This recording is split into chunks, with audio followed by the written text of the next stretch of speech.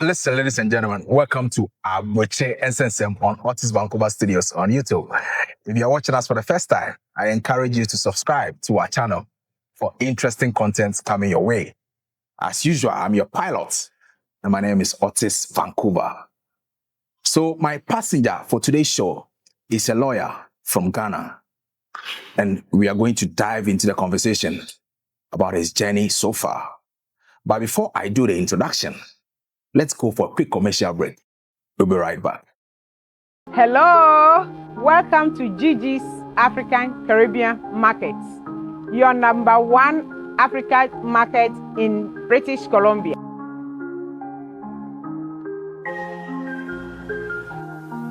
So when you come to Gigi's markets, we have various food from various countries.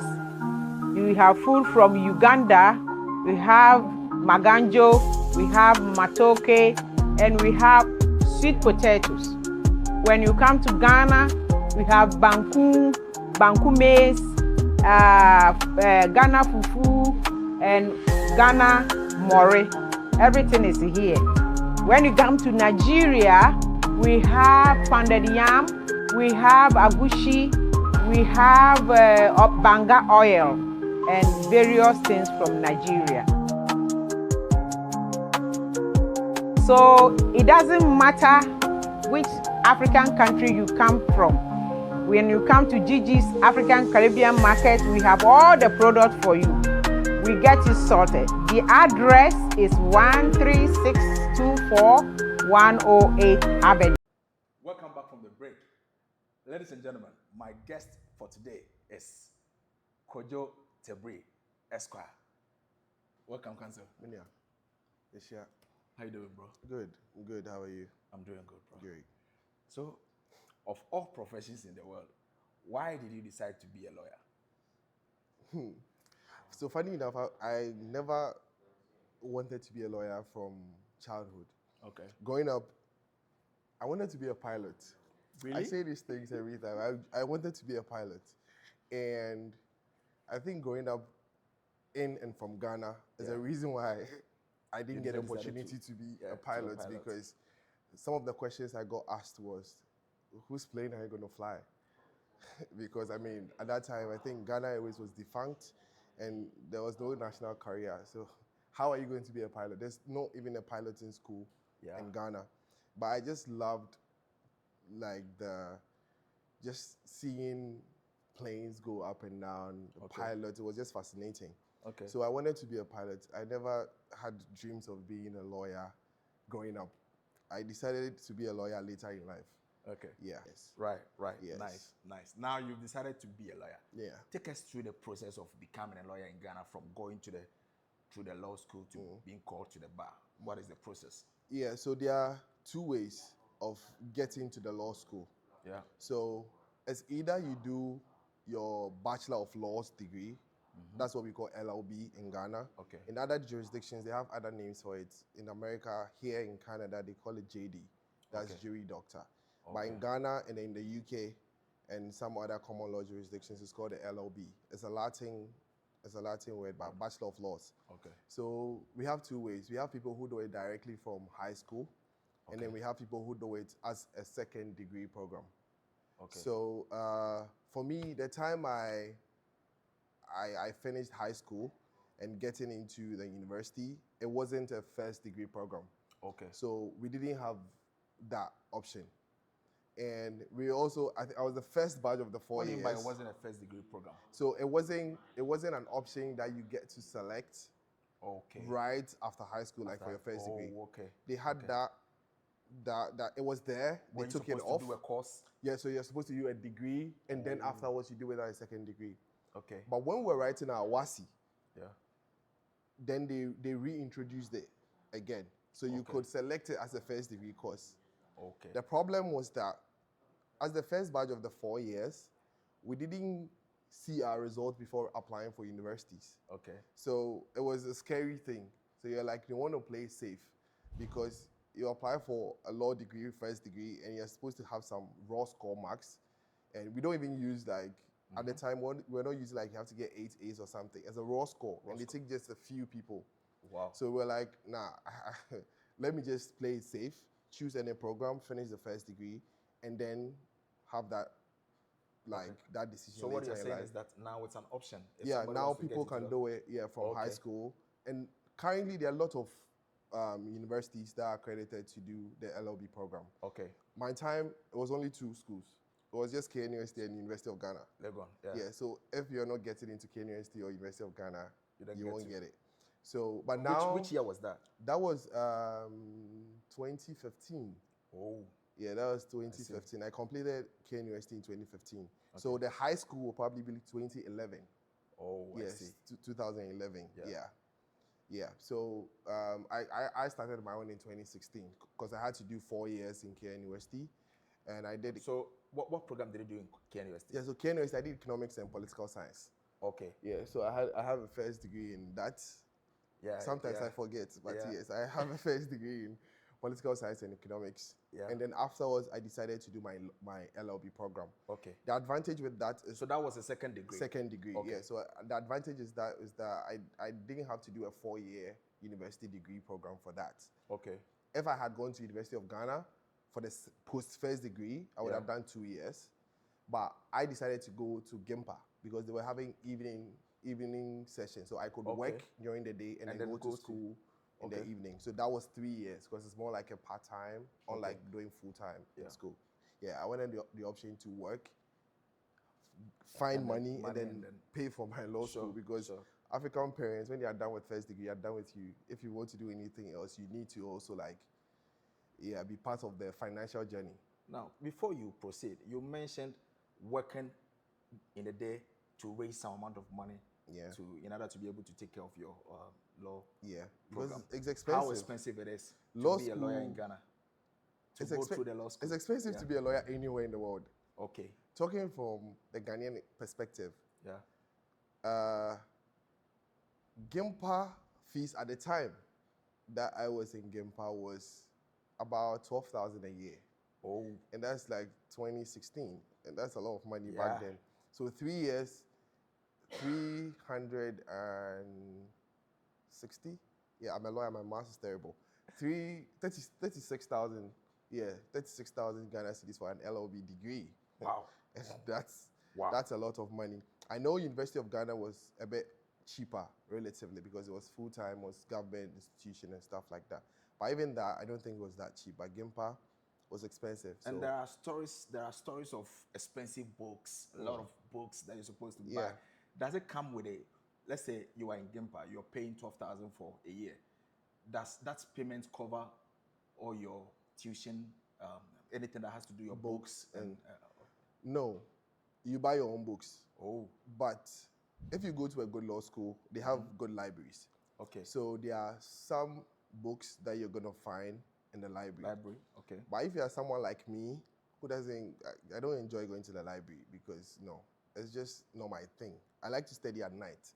Okay. So you buy your own books. Yeah. But you don't really have to buy all the books. Yeah. You can borrow books from your friends, from the library, and use. And if you're determined to do it, you find a way to do it. Yeah. So I don't think I bought all the books that I was required to buy in law school, but I was able to read all the books I was required to read. Okay. So fast forward, it took you 3 years to have a degree, a law degree. The law degree, from GIMPA. Yeah. After the law degree, what do you do to be called to the bar? So the Ghanaian system, after you have your LLB, you go to the professional law school. That's the Ghana School of Law. Yeah, what we normally call Makola. Yeah, so we popularly called Makola because of where it's located. It's just opposite the market. But currently they should have 3 or 2 other campuses. Okay. There should be a campus at the UPSA school, university. There should be another one at the University of Ghana. And then I think KNUST also has a Kumasi campus. Nice. Yeah, but it's just popularly called Makola. And that's 2 years. Oh. So it's divided into part 1 and then part 2. Okay. So there are a number of courses that you do in part 1. I think it's 6 courses. And in part 2, you do 4 additional courses. you're supposed to pass all 10 courses before you are eligible to be called to the bar. So who gets admitted into Makola? LLB holders. Yeah. Do you have to write any entrance exams? Yes. Or do you just, once you have the LLB, you just go? So no, you have to sit and write and pass an entrance exam that is being organized by the Independent Examination Committee, IEC. So everybody who has the law degree, you would apply to enter the professional law school, and then you would have to sit for a one-off exam. So there's been reforms with that exam. My time, it was 9 compulsory subjects that you can be examined on. Okay. And then it was just 2 compulsory questions out of 9 subjects. So just imagine you've done 3 years LLB, you've studied so many subjects in law, and then you're supposed to prepare on 9 core subjects and go and sit down for a 2-question exam in 3 hours. Wow. The exam can come from any topic, from any subject. And that's hell. Wow. But now, I think now they have 6 subjects that they are being examined on, and then I think it's 4 questions. I mean, it's flexible as compared to us, but it's still not easy. Anybody who becomes a lawyer in Ghana, prima facie evidence that the person is intelligent, because yes, I mean, I think we can all agree on that fact, because it's tough. It's not easy to become a lawyer. It's tough. Fast forward, you've graduated from GIMPA, you've been called to the bar in Ghana. What type of law did you do? Yeah, so I got called to the bar in Ghana in 2022. Okay. Yes, and I got the opportunity to do my pupillage, which is more like an apprenticeship, like 7 under, 7 under, lawyer. For 6 months. I had the opportunity to serve under Mr. Samuel Atachia. Oh, the famous Mr. Atachia. Yeah, wow. a very astute and a legal luminary. Wow. He's very, very, very, very, very intelligent. So I mean, we all know about Yeah, Mr. so I got the opportunity to have my pupillage under him and his firm for 6 months, and it's a full service law firm. So full service law firm is that they do both dispute resolution, and then they do corporate and law. Corporate law, like that kind of law where you do regulatory stuff, compliance, company secretariatship on one side, and then they have the litigation. That's more litigation. That's court practice on the other side. So I had the opportunity to actually have a taste of every kind of law. Whether courtroom or normal corporate practice. Wow. Yeah, so that was something that helped me to really know what exactly I want to do, or what kind of law that best suits my lifestyle or my curiosity or whatever I want to do. Yes, why I'm also curious as well. Now, you've gotten an opportunity to serve with a very astute lawyer, like you said, and you got opportunity to do different types of law. Yeah. Now, when you're graduating or when you're being called to the bar, are you given a specific title that, okay, this is the type of law you're supposed to do? Or once you are called to the bar and you graduate, you just decide to enter into any type of law you want to do? Okay, so for Ghana, we are fortunate. Okay. We have the duality of practice. Okay. What I mean by that is you get called as a barrister and solicitor of the Supreme Court of Ghana.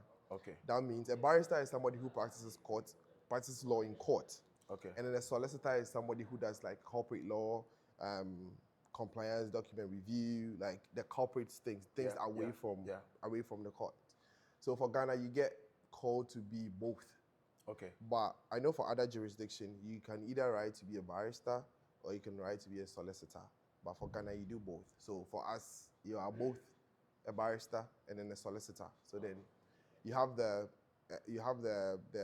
opportunity or the option to do whatever you want to do, depending on where you get to do. I feel like it's where you get to do your pupillage that really shapes your practice. It's just like traveling all the way from Ghana to Canada.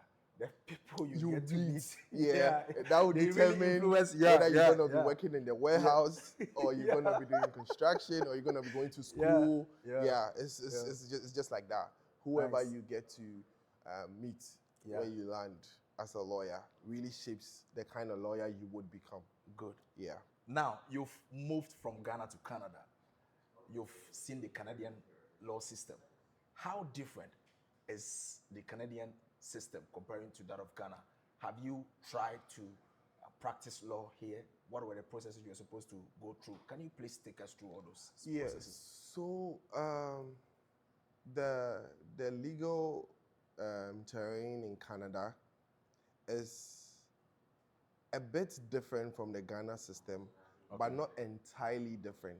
The reason is that our core law or kind of law that we have both in Ghana and Canada is the common law system. Okay. So the common law system is what we all got from the British English law. Okay. Right. But then because Canada is they have a bijural system, which means they have a fusion of common law and then civil law because of Quebec. Okay. So then you would have to be versed in common law and then civil law. So that's very, very, very different and difficult to do because civil law is different from common law. If you're a lawyer, you would know. It's different. Also, Ghana is a unitary state. We have just one system of government. Canada is a dual state, so they have like the federal, and then they have the provincial. So you need to learn federal laws, and then you need to learn provincial laws.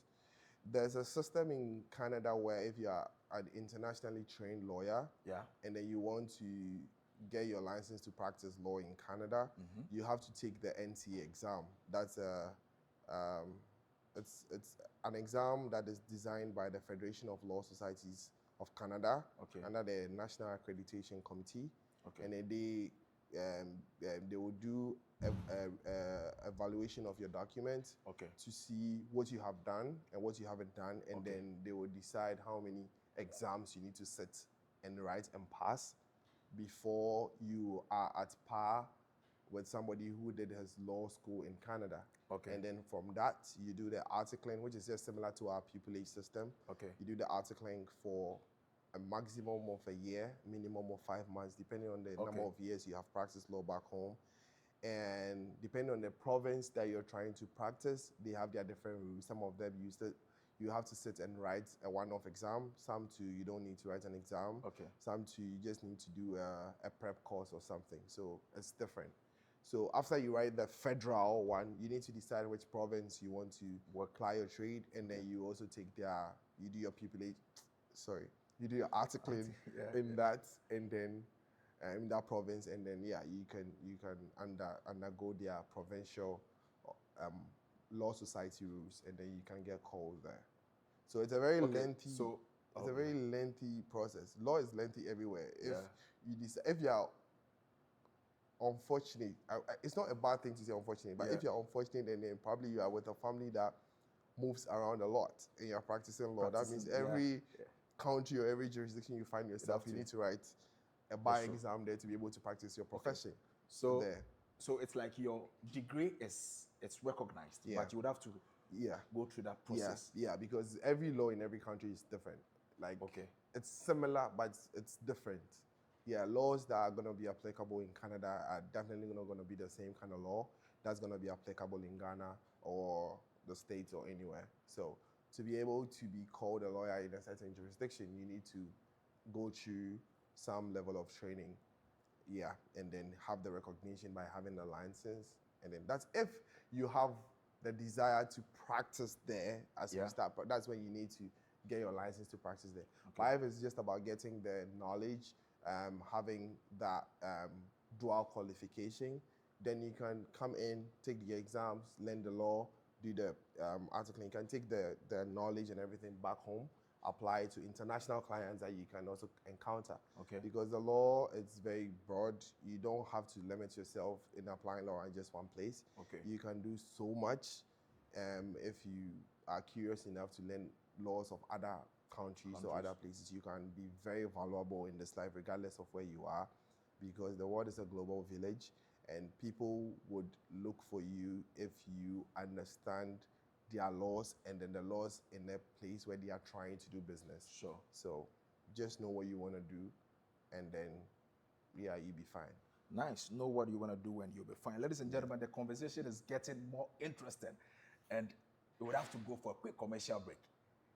We'll be right back. Hello, welcome to Gigi's African Caribbean Market, your number one African market in British Columbia.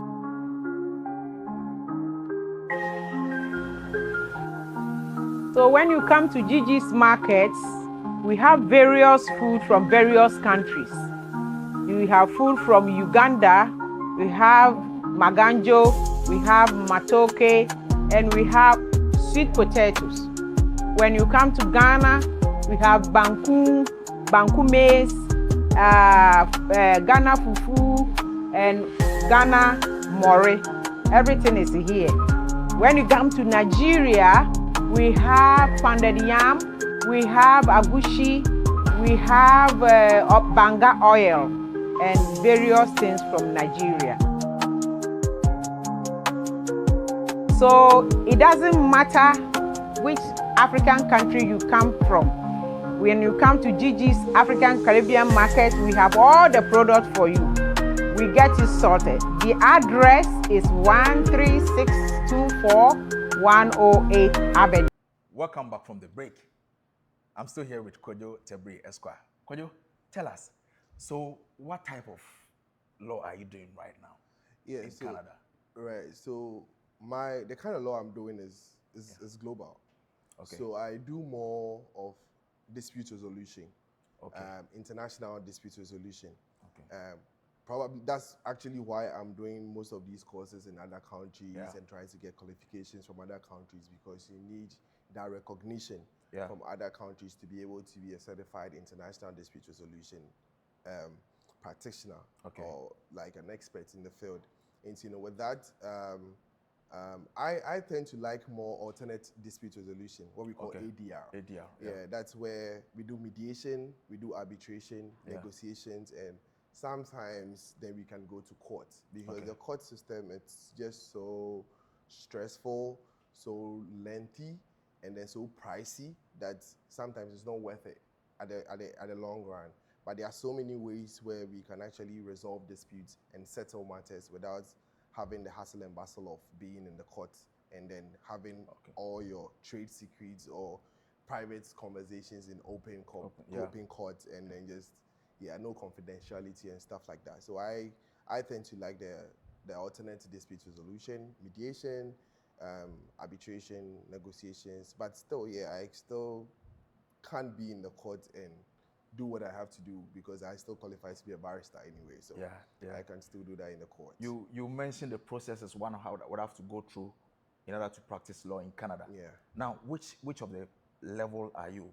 Yeah, so I'm in the final stage where I just need to finish my articling, start and finish my articling, and then that's what is the articling? The articling is like the pupillage, like the training under so you need to find a lawyer, supervising lawyer, and then just be with them. But currently, I'm doing a lot of volunteer work with the Legal Aid in BC, and it's funny because growing up, I never wanted to do law to help people and help society. I wanted to do law because of the money.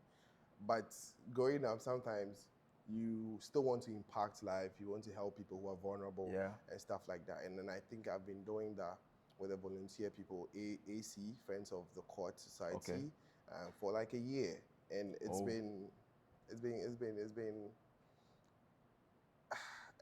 just been a beautiful feeling to be able to do that. And I feel I'll be able to do more later in my career when I have money enough to do it, because it's not cheap. And to be doing this, you need a lot of donors, and then not even international, like you need people to be there for you.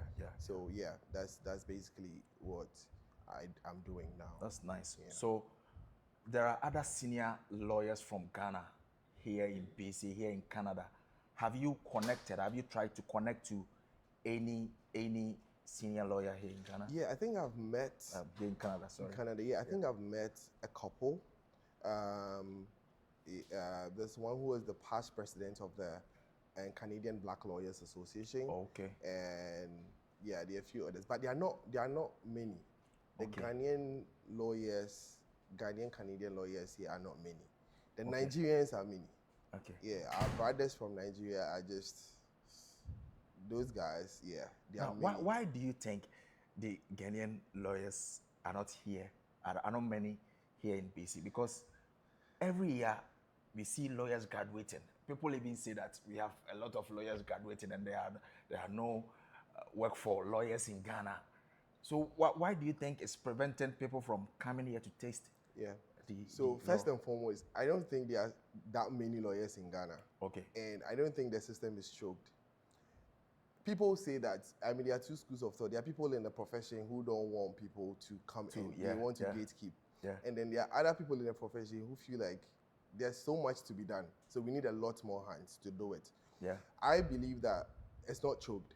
We need more lawyers in the country because there are so many areas, sectors, institutions that even do, like even government institutions who do not even have like lawyers. Okay. Even the police service, they are short staff. Attorney General need lawyers to be doing their work. If you go outside Accra, outside Kumasi, like the big cities in Ghana, the rest, trust me, they don't have it.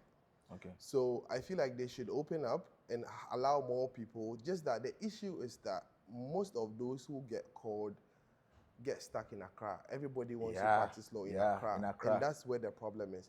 Because I feel like because people think that is where the demand is. You know? Yeah. I feel like as a lawyer, you can create demand for yourself. Okay. And everywhere that there is business, everywhere that there are people, everywhere that there are institutions, lawyers are needed. Yes. So you don't have to be in Accra.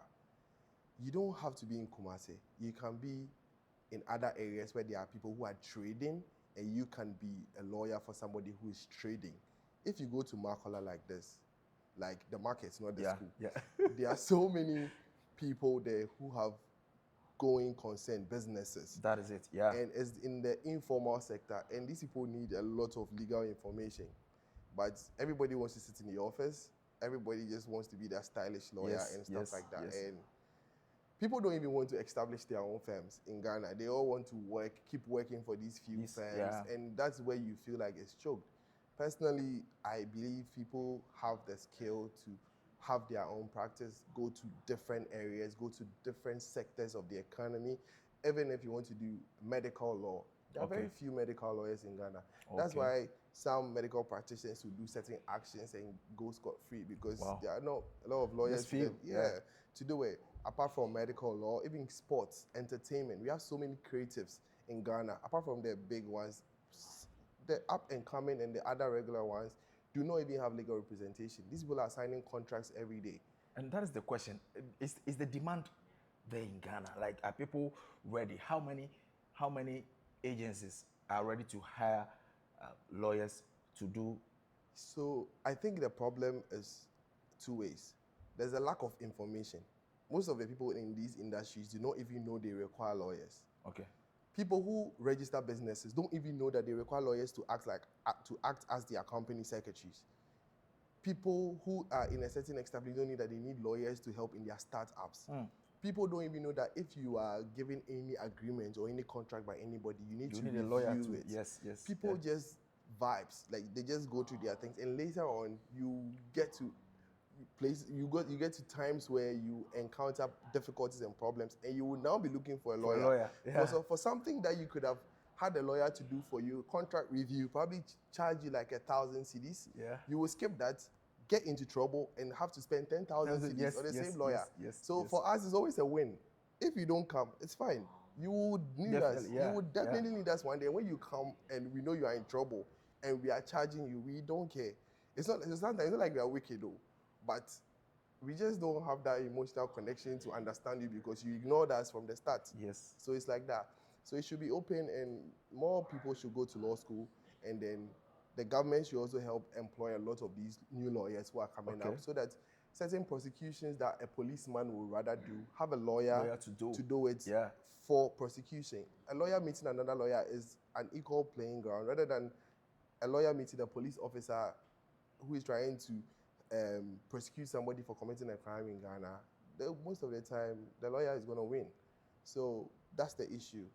Small room for improvement. So many untapped areas that people can actually look through, rather than everybody going to the land, the commercial, like the ones we know. Yeah. There are so many new areas Yeah, coming up. yeah. AI, technology, fintech, medical, sports, entertainment, creative industry, even digital marketing. Yeah, yeah. Anything. So many business and establishments that are coming up that people Nice. require legal services. Nice, nice. So could you tell us, now you've gotten an opportunity to taste the law system in Canada and that of Ghana as well. What is your plan for the future? What do you want to do? Would you want to stay and practice law here in Canada, or would you want to one day go back to Ghana and help a lot of people? I'm always going to go back to Ghana. I am one person who've not really liked living anywhere but home. Okay. I feel like if everybody leaves, then Yeah, it's gonna be it's gonna be a stagnant development journey for the country. Yeah. It's difficult. I mean, sometimes I get it. The systems are different. If you live outside Ghana, if you live abroad for more than a year or two, and you have to go back to Ghana, the frustration and then the difference in the system that you go make back home is just, it's hard for Yeah. people to readjust and readapt. That's why people come and they don't want to go back, because you know how you can actually easily get a driving license here. Yeah. You just need to book the appointment, go in 30 well, that's minutes. not easy though. I mean, it's, Yeah, if you it's- yeah, compare yeah, it back yeah, home, yeah. you need to actually pay people Yes, to do yes, their to work. do it. Yeah, but here, I You mean, find just that easier than once this. there's an appointment, But you are yeah, fine. You just have to go and prove yourself that you can do it. Exactly. Yeah. But back home, the informal bureaucracy is more than the actual bureaucracy that the system Yeah, requires. So it's yeah. very frustrating for people to go back home and then do stuff. But for me, I have like a vision. I have things that I want to do. I have projects that I want to do for people in Ghana. I have the desire to help the system, Okay. to help reforms, to help that. I just now I'm not selfish. Previously, my younger self was selfish, Yeah. just myself, think about myself only, what's best for me. But with growing up and everything, I feel like there are so many other people who require what we have now, and then we can always show them different perspectives, and then they can also, like, do something for themselves. So I would 100% return home and then have a set up of a law firm with what I have experienced here, try and implement the same kind of like comfort and working system, that good flexible working system back home. Yeah. And then because we're in this new generation people, they are not like the old ones. Yes, So you should yes. adapt to how they also do their thing. So I think I have a very interesting vision that as time goes on, you'll definitely see me in Ghana Definitely. very soon. Definitely. And let's see what we can do together. Nice. I mean, I love the fact that you mentioned that you're thinking about what you can do to help other people, because as human, the essence of our life is to impact on our fellow human. Yeah. So I love that idea. Yeah. Thinking of projects, because you mentioned projects and stuff. Do you have any projects in mind that you're doing back home or here in Canada that you would want us to know about? Yeah, so we have one that I say we because there's a team of people, and Okay. I know they are going to fight me for saying this, but I mean, let me just give people the tip of the iceberg. Yeah. We are trying to set up not a foundation, but like, let's say a project where we partner with the Attorney General's department, because we are fortunate. Most of us, the current Deputy Attorney General taught us in the law school. So nice. there's So that like you have relation. that, that So relationship. I mean, we want to be able to engage them and then other international donors. I mean, with what I do, and then I also have a fellowship that I do with the American Arbitration Association and the International Center for Dispute Resolution in New York. Nice. And then these people have foundations where they help people who are trying to do things around access to justice. So we are trying to pitch a project idea to these people, and then to other EU, GETS, Danida, and the rest, have funds, go back home, liaison with the Attorney General's department, then try and review all dockets of remand prisoners. Wow. There are so many people, trust me, so Bro, many that people is interesting to hear. Yeah, there are so many people in the I know. remand prison who they've not been sentenced yet. Yes. It's remand. They just have a docket. But they've been there for years. Yes, Nobody's calling them. Yeah, some have had only Their cases are not being called. Yeah, some have had only like one court appearance. Even some, their dockets are missing. Wow. Yeah, and from the medium and then the maximum security prisons that we have in Ghana, talking about Ankafo and then in Saom, we know there's probably about 2,000 remand prisoners whose cases have not been heard yet.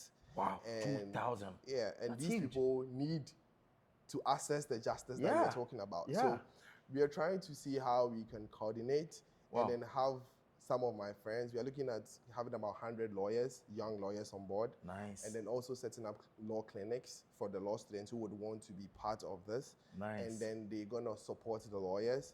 And then once the Attorney General and the government want us to do it, we review the dockets. Some of these prisoners whose offenses are misdemeanors, like petty crimes. We can have a way of resolving their matters through the alternative dispute resolution. That's mediation, restorative, victim offender mediation and stuff like that. Yeah. And then have their cases resolved as soon as possible. Nice. And then those ones that will require actual trial, those who have actually done serious offenses, we can expedite their trial because these people have already spent so many years in remand. So we expedite their trials, get their whatever they are supposed to get, and then have it done. Once we do this, there will be decongestion of the courts. Yes. Decongestion of the prisons as well, because there are actually more remand prisoners more than actual prisoners in the prisons. And the most important of it all, everybody will get to have justice. Yes. Get to taste justice. Yes. And if we get enough funding, we are going to pay the lawyers who are going to be on board. Okay. And I mean something for them, and then everybody wins. And then these prisoners who would be released, because there are some people whose cases, trust me, more than 50% would probably be released to go home. Yeah. Because sometimes just So the people that will be able to get off, we also would go to stage 2 of the project, where we would rehabilitate them and get them back into society, connect with some of the vocational and technical institutes, the National Youth Authority, the Youth Employment Agency, and all these things. That's a huge project. You're not just only thinking about bringing them out. We need to get them back into society so that they don't end up where they were. You understand? And then, that is how it's supposed to be. Yeah, and there are so many projects that the government is trying to do. So if we have people who are willing to work, if it's in Nkiti, or if it's planting for food and jobs, if it's farming, whatever it is, these people will be willing and ready to go back to society and then help and then get something for themselves. So this is huge, but it's possible. It's not possible. But this is huge, and then we'll do it. Yes, it's supposed to come in. It's something I'm very interested in. I hope you guys are able to. We are hoping. Yes. So hopefully, that's why I say I need to be back home, because somebody has to do something. Maybe, I know there are like-minded people who want to do this, but it's all about getting an initiative, somebody to initiate these things. So I'm sure once we're able to get something going, we are going to have a lot more lawyers who even come on board and not even want to charge anything, just do something. And then even the students are going to benefit so much, because I have seen something from my time here about how students volunteer and students help them to actually get their foot in the door everywhere. And they also get a lot of funding if they want to do their masters and all of these things, because with what you do, it's better than what you are learning. Sure. So if they have the opportunity to be part of this project, and then they learn and then get experience and then have interest in ADR and all of these things, I feel like we would solve a whole major issue with the judicial and the court system in Ghana and the prison system. So let's see how it goes. Interesting. I hope it goes well as planned. Now, we are gradually bringing the conversation to an end. If somebody intends to one day come to Canada, travel any part of the world to practice law, what would be your advice to them moving from Ghana to any part of the world with the intention of practicing international law or something like that? My advice always is be bold. take a risk. Ghanaians are calm. Mostly. We are very modest, very timid. We don't like to take risks. We don't like to try things out. Yeah. That's the difference between Ghanaians and Nigerians. Most of the Nigerians that I've met here in the law schools who are lawyers doing the NTA, doing articling, blah, blah, blah, they took the risk to move, find money to get it done. Yeah. You are never going to have money lying there to do anything. No. I never had money lying there to start law school. I started law school and found a way to find money to pay your fees. Wow. So you would never be able to get things when you are seated down. You need to get up and chase your dreams. If you want to try out law from different jurisdictions, go and try it. Yeah.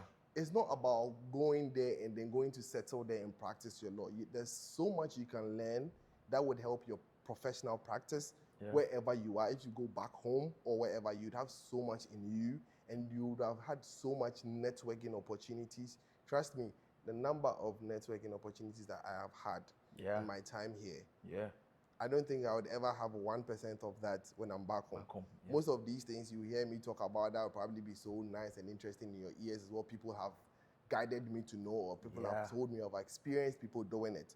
And sitting here, I'm a Ghanaian. I have a mentor who is an American, who is an arbitrator, a lawyer, and a professor at the Brooklyn Law School. Wow. I have fellowship with international dispute resolution centers that if I was in Ghana, I probably wouldn't have had the opportunity because of so many restrictions. Get out there, you would meet people. You need to have a vision and then just do whatever you have to do. It's not going to be easy. It's never easy. Yeah, I mean, nothing is easy. Nothing is easy. Even sitting home and thinking is difficult. Yeah, very difficult. So just do what's on your heart and don't be scared. Be bold and be brave. Wow. And you would see that there's actually so much in you that you can impact on others than you may think. So, yeah, be bold. Nice. Be bold. And you heard it from the man, Kwadwo Tebri Esquire. And bro, it's been an interesting conversation. Yeah, you've given us an in-depth information about law in Ghana and that of Canada and or international law. And we really appreciate it. I'm sure anybody who watches this would appreciate how smart you are and every information you've given us. And I would want to say thank you very much. So we need money. No, please, if you are an international donor, if you know any international donor who would want to support this project that I want to do, if you as an individual think it's a good initiative that you want to support, please reach out. Nice. Kindly, it's still on the preparation stage, so I cannot give out so much information. But as time goes on, I would let it be known, and then we'll see how best we can help people who are in need and ourselves and students and everyone, so that everyone will be happy. So please, Yeheska. Nice. Let's help. Okay. I mean, like you just said, these are good intentions. Yeah. Right? And because I can decide people, to remain here and not help anybody and be selfish. But at the end of the day, I feel like there's so much in me that I can help people. And I probably will not be rich in my pockets now, but I'll be rich in spirit. So definitely, God blesses a kind heart. Yeah. And so far as you have that intention to go out and help people, because people do need it. They need it. Like people do need it. People are in the prisons. Yeah. And justice is not coming to them. Yeah. Now there's an opportunity for them to at least get to see justice. And this, I've not even really practiced criminal law or anything, but I have this for people who are in conflict with the law. So let's see. I mean, there's always something that God puts in everyone to do in this world. Sometimes you might be trying so hard to get something for your own self, but that's not God's way. And sometimes He needs to prompt you to know, go back and do what you have to do. And then later on, you can achieve your dreams and your goals. That's smart. You'll be fine. That's smart. That's smart. I'm actually inspired. And bro, thank you very much for coming again. Anytime, my bro. And Anytime. To you, the viewers, thank you for staying with us. and hopefully it will come your way some other time. Once again, I was here with Kwejo Tebri Esquire. Until the next session, we will meet. Have a good day.